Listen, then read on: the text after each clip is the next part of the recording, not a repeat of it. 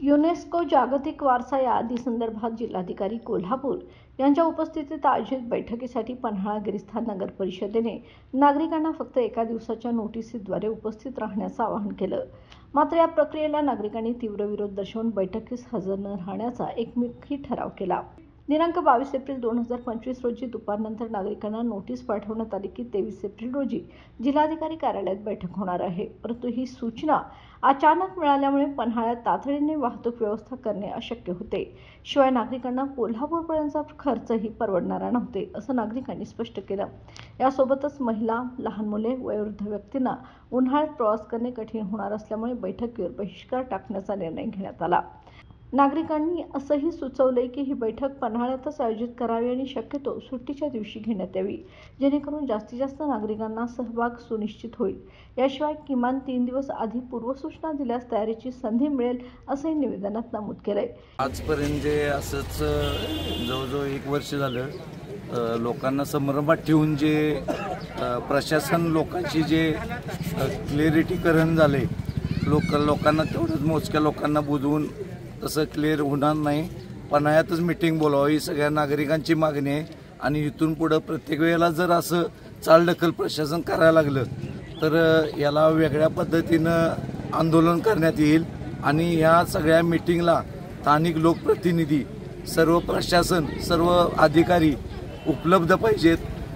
थोडकेच मोजके अधिकारी येऊन उपयोग नाही आणि हे प्रत्येक वेळेला असं चालढकल करून चालणार नाही। शासनाला हा नागरिकांचा विनंतीवजा इशारा आहे। नागरिकांच्यावरती अन्याय होणे बऱ्याच लोकांनी सांगितलेलं आहे, पण आता काय होतंय, कोल्हापुरामध्ये मीटिंग ठेवायचा उद्देश आम्हाला एक असा वाटतो की कोल्हापुरामध्ये ठराविकच लोक जाऊ शकतात आणि ते लोक बोलतील तेच मग होय म्हणत आणि त्यांनी परत सगळं तेच करायचं। पहिली जी कमिटी स्थापन केली त्यांनी युनेस्कोच्या संदर्भात कुठल्याही नागरिकांना माहिती नव्हती। ज्या वेळेला त्यातल्या काही लोकांनी राजीनामे दिले, त्यांना हे पटलं नाही किंवा हे पन्हाळ्यावरती असं चालणार नाही, मग त्यांनी राजीनामे दिले। त्यामुळे ते राजीनामे दिल्यानंतर आम्हाला कळलं की कुठली कमिटी झाली, काय कमिटी झाली। तेव्हा शासनाने सुद्धा कुठल्या कमिट्या करायच्या असतील किंवा काही गावाच्या संदर्भात विचार करायचा असेल तर ते गावामध्ये ठिकठिकाणी बोर्ड लावून सगळ्या लोकांना सांगितलं पाहिजे, जनतेला विश्वासात घेऊन केलं पाहिजे। आता बाकीच्या लोकांनी सगळं सांगितलेलं आहे आणि फक्त कसं होतंय, कोल्हापुरात जाणारे ठराविकच लोक आहेत आणि ते सगळे त्यांच्या बाजूला असं आम्ही उघडपणे सांगतोय, जाहीर सभेमध्ये सांगतोय, माघारी काही सांगत नाही कोणाला। त्यामुळे पन्हाळ्यात गावात मीटिंग होऊन सगळ्या पन्हाळकरांना त्या मीटिंगला बोलवा। आजी माझी नगरसेवक नगराध्यक्ष तर पाहिजेतच, पण सगळं गाव बोलवलं तर त्यात आजी माझी नगरसेवक नगराध्यक्ष सगळे येतात। त्यामुळे प्रत्येक वेळेला सगळे पन्हाळकर बोलवून मीटिंग घ्यावी। एवढ्या युनेस्कोमध्ये जे पन्हाळ्याचा समावेश केला त्या संदर्भात आज जिल्हाधिकाऱ्यांनी कोल्हापूरमध्ये बैठक बोलवली होती आणि काल पन्हाळा नगरपालिकेच्या वतीनं नागरिकांना ज्या नोटिसा पोचवल्या होत्या, काही नोटिसा काही नागरिकांना मिळाल्या, त्या काही ठिकाणी मिळाल्या नव्हत्या। वास्तविक ही मीटिंग पन्हाळ्यालाच घेणं आवश्यक आहे, कारण संपूर्ण गाव कोल्हापुरात जाणं हे शक्य नाही। त्याऐवजी माननीय जिल्हाधिकारी व इतर त्या संबंधित जे काही अधिकारी असतील त्यांनी एखादा दिवस ठरवून पन्हाळ्यात जी मीटिंग घ्यावी आणि आम्हाला या युनेस्को संदर्भात जे काही प्रश्न किंवा आमच्या जे शंका आहेत याचं समाधानकारक उत्तर द्यावं आणि पन्हाळकरांना दिलासा द्यावा, एवढीच या आम्ही तुमच्या माध्यमातून जिल्हाधिकारी व प्रशासनाला विनंती करू। पन्हाळा युनेस्कोमध्ये समावेश करण्यासाठी कलेक्टर यांनी पन्हाळा गावात मीटिंग बोलवावी म्हणून आम्ही 2 महिन्यापूर्वी कलेक्टरांना कळवलं होतं। त्यानंतर प्रांतांना आपण 20 दिवसापूर्वी 20-22 दिवसापूर्वी कळवलं होतं की पन्हाळ्यावर मीटिंग घ्या आणि पन्हाळ्याच्या लोकांच्या ज्या काही समस्या आहेत, ज्या काही अडचणी आहेत, ज्या काही शंका आहेत त्या आम्हाला पन्हाळ्यात मीटिंग घेऊन सर्व लोकांच्या समस्या सोडवा आणि मग आम्ही युनेस्कोला इथं ठेवायचं का नाही त्याचा विचार करू।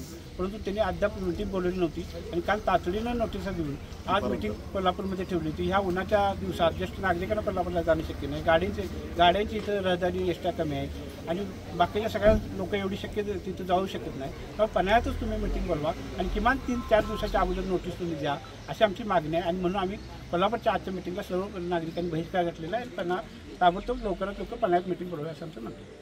या ठरावाच्या बैठकीस आसिफ मुकाशी, ॲडव्होकेट रवींद्र तोरसे, रामानंद गोसावी, अख्तर हसन मुल्ला, ॲडव्होकेट अभय कोरे, महेश कुराळे, दिलीप दळवी, मोहम्मद मुनीर मुजावर, नार्वेकर, सतीश कोरे, मनसूर मुजावर, प्रवीण शिंदे, बाळासो वाडीकर, महादेव राऊत, इमान गारदी, इब्राहिम काजी, मुबारक मुतवली आदी नागरिक उपस्थित होते।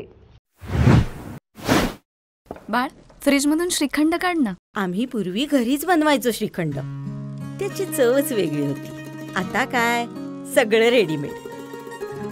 आजी, हे श्रीखंड खाऊन बघ। तुझ्या आईनं घरीच बनवलं की काय?